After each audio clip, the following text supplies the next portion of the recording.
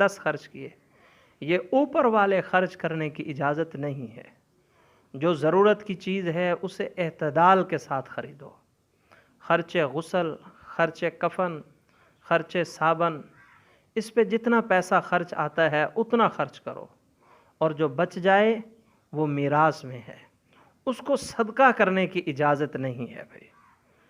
مولوی صاحب کو دینے کے لیے نہیں ہے وہ کہ یہ صابن بچ گیا، یہ فلاں چیز بچ گئی، نہ، مولوی صاحب کو دینے کے لیے نہیں۔ قبر جس نے بنائی، جس نے قبر کھودی، اس کو دینے کے لیے یہ چیزیں نہیں ہیں۔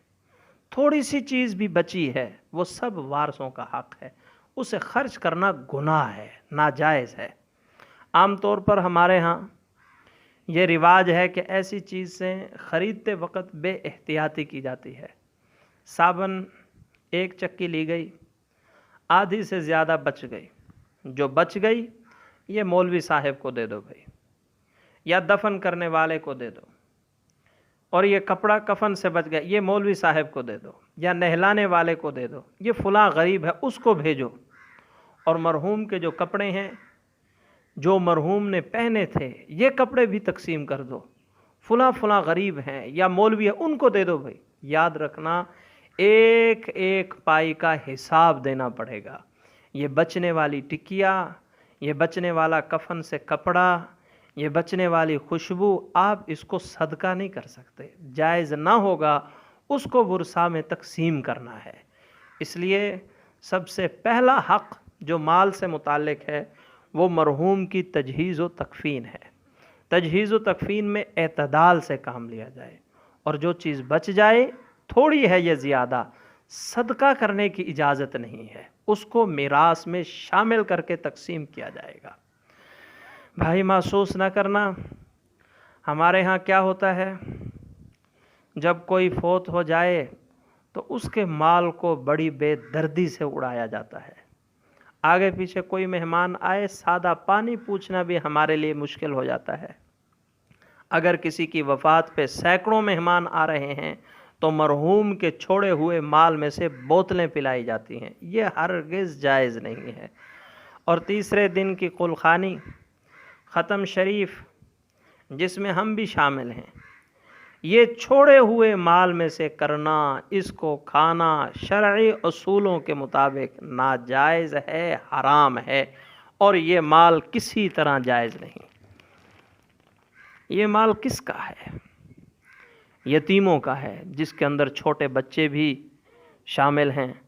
اللہ جل شانہ نے فرمایا جو یتیموں کا مال ناحق طریقے سے کھاتا ہے وہ چاول گوشت یا حلوہ نہیں بلکہ وہ اپنے پیٹ کو جہنم کے انگاروں سے بھر رہا ہے۔ اس لیے ایسے موقع پر بہت احتیاط کرنی چاہیے۔ دوسرا حق جو اس چھوڑے ہوئے مال کے متعلق ہے وہ ہے قرض کی ادائیگی۔ اگر مرحوم کے ذمہ کوئی قرض ہے، اس قرض کو ادا کرنا، سب سے پہلے ادا کرنا۔ اگر بچ گیا ورثاء میں تقسیم کرو، اگر سارے کا سارا قرضے میں آ گیا تو تقسیم نہیں ہوگا بالکل۔ سب سے پہلے اس متروکہ مال میں سے قرض کی ادائیگی ہوگی۔ یاد رکھنا، جہاں عام لوگوں کا قرض فرض ہوتا ہے وہاں بیوی کا مہر بھی ادا نہیں کیا وہ بھی فرض ہے، اس کو بھی ادا کرنا پڑے گا۔ تو تجہیز و تکفین کے بعد متروکہ مال میں سب سے پہلے قرض کی ادائیگی ہوگی۔ لیکن ہمارے ہاں کیا مزاج ہے، سب سے پہلے مال کو تقسیم کر دیا جاتا ہے، مردہ جانے اور اس کا قرض لینے والے جانے۔ اور ہمارے ہاں ایک اور بھی رواج ہے، جب جنازہ ہوتا ہے ورثاء میں سے ایک صاحب کھڑے ہو کے اعلان کر دیتے ہیں کہ مرحوم کا کسی سے لین دین ہو ہم اس کے ذمہ دار ہیں، بس اعلان تھا ہو گیا۔ جیسے مرحوم نے قرض ادا نہیں کیا، یہ بھی تو اسی کی اولاد ہے نا، اس لیے کوشش ہونی چاہیے کہ آدمی قرض اتارے، قرض نہ لے۔ خدا نخواستہ کافی مجبوری ہے، بہت زیادہ مجبوری ہے، قرض لینا پڑے تو اس کی ادائیگی کی فکر ہونی چاہیے۔ اللہ والے، ان کے واقعات بھی عجیب ہوتے ہیں۔ ایک اللہ والے کا واقعہ اپنے اکابر سے سنا ہے، جب ان کے گھر میں فاقہ ہوتا، کھانے پینے کو کچھ نہ ہوتا، دال ہے روٹی نہیں، روٹی ہے سالن نہیں، تو بزرگ اپنے نفس سے فرماتے، بجائے میں کسی دوسرے سے قرض لینے کے، میں تم سے قرض مانگ رہا ہوں، آج روکھی روٹی پر گزارا کر لو، سالن بعد میں کھلا دوں گا جب وسعت آئے گی۔ تو بھائی اگر قرض لینا ہو تو سوچ لو، جب تک انتہائی مجبوری اور اضطراری کیفیت نہ ہو تو کسی سے قرض نہ لو۔ اور یہ دکانوں سے جو کھاتے چل نکلتے ہیں یہ بھی بڑے خطرناک ہوتے ہیں۔ اگر کھاتا چل نکلے، جہاں روپیے کی چیز کی ضرورت ہوگی وہاں 5 کی چیز منگوائی جاتی ہے۔ نقد ہے سودا لے لو، نہیں ہے انتظار کر لو، اللہ جل شانہ کل دے دیں گے تو لے لینا۔ اس لیے قرض سے بچنے کی کوشش کرو، قرض لینے کو بھول جاؤ۔ ایک حدیث پاک میں آپ صلی اللہ علیہ وسلم کے سامنے ایک میت لائی گئی۔ آپ صلی اللہ علیہ وسلم نے پوچھا، اس نے کسی کا قرض دینا ہے؟ لوگوں نے بتایا اس نے کسی کا قرض نہیں دینا۔ آپ صلی اللہ علیہ وسلم نے اس کا جنازہ پڑھایا۔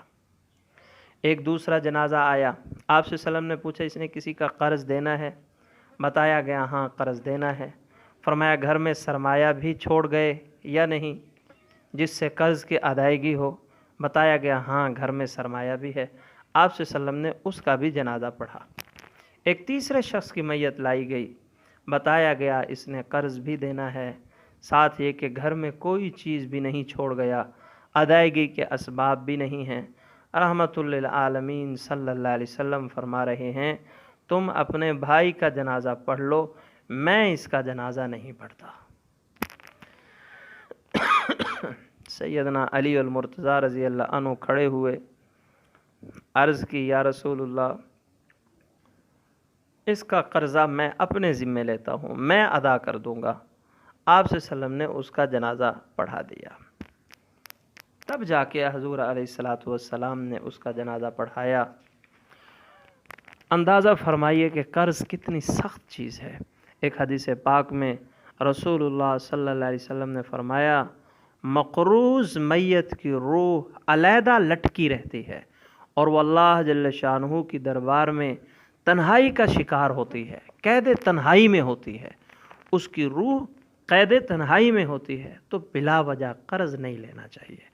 اگر قرض لینا بھی پڑے تو اپنی زندگی میں ادائیگی کی فکر ہونی چاہیے۔ بھائی ہم لوگ قرض اٹھا لیتے ہیں، قرض اٹھانے کے بڑے شیر ہیں اور ادائیگی کی فکر نہیں کرتے۔ بھلا جس نے قرض دینا ہو اس کے گھر میں گوشت پک سکتا ہے؟ جس نے قرض دینا ہو اس نے 4 دفعہ چائے پکانی ہے؟ جس نے قرض دینا ہو اس نے یہ عللے تللے یہ عیاشیاں ضرور کرنی ہیں؟ ہمیں قرض لینے کا تو طریقہ آتا ہے، دینے کی ہم نے ترکیب نہیں سوچی۔ اگر ہم دینے کی سوچتے تو ہر دن کی آمدن سے قرض کی فکر کرتے۔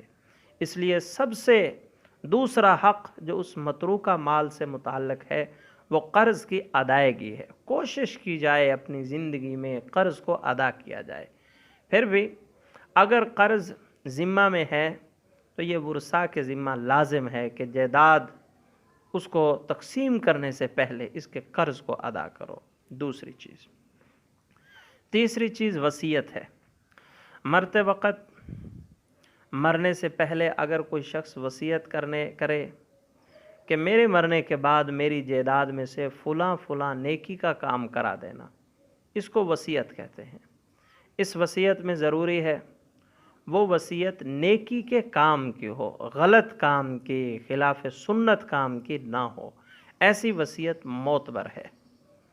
اور وصیت بھی سارے مال کی نہیں کر سکتا، زیادہ سے زیادہ تہائی مال کی وصیت کر سکتا ہے، اور وہ وصیت اپنے وارث کے علاوہ دوسرے لوگوں کے لیے کر سکتا ہے۔ بیوی کے لیے وصیت، بیٹوں کے لیے، کسی ایک کے لیے نہ، یہ جائز نہیں ہے، اس کی شرعاً اجازت نہیں ہے۔ تو تیسرا نمبر وصیت کا ہے۔ جو مال تجہیز اور تکفین سے بچ گیا، جو مال قرض کی ادائیگی سے بچ گیا، اس میں سے تہائی وصیت میں جائے گا، باقی 2/3 ورثہ میں تقسیم ہوگا، اور ورثہ کے حصے اللہ جل شانہ نے اور اس کے پیارے پیغمبر صلی اللہ